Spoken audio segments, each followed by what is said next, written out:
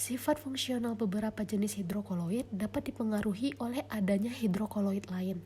Pengaruh ini dapat bersifat negatif dalam arti sifat fungsional makin berkurang dengan adanya hidrokoloid lain, ataupun bersifat positif karena adanya pengaruh sinergis antara hidrokoloid-hidrokoloid yang bergabung. Sifat dan karakteristik dari gel meliputi swelling, sineresis, efek suhu, efek elektrolit, elastisitas dan rigiditas, dan rheologi. Sifat dan karakteristik gel yang pertama adalah swelling. Hal yang dapat menyebabkan gel dapat mengembang karena komponen pembentuk gel dapat mengabsorpsi larutan, sehingga terjadi penambahan volume. Pelarut akan berpenetrasi di antara matriks gel dan terjadi interaksi antara pelarut dengan gel. Sifat dan karakteristik gel yang kedua adalah sineresis. Nah, sineresis ini merupakan suatu proses yang terjadi akibat adanya kontraksi di dalam massa gel.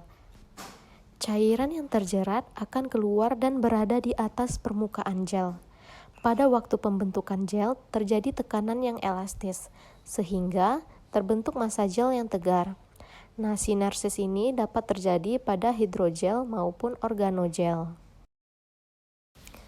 Sifat dan karakteristik gel yang ketiga adalah efek elektrolit.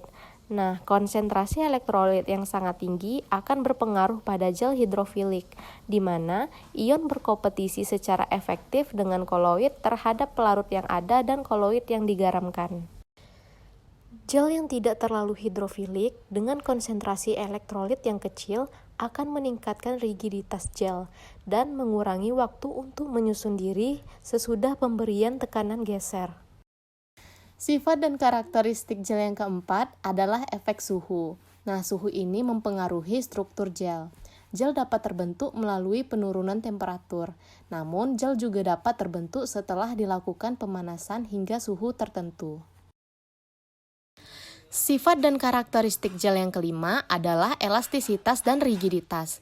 Sifat ini merupakan karakteristik dari gel gelatin agar dan nitroselulosa. Selama transformasi dari bentuk sol menjadi gel, terjadi peningkatan elastisitas dengan peningkatan konsentrasi pembentuk gel. Sifat dan karakteristik gel yang terakhir adalah rheologi. Gelling agent dan dispersi padatan yang terflokulasi memberikan sifat aliran pseudoplastis yang khas dan menunjukkan jalan aliran non-Newton yang dikarakterisasi oleh penurunan viskositas dan peningkatan laju aliran.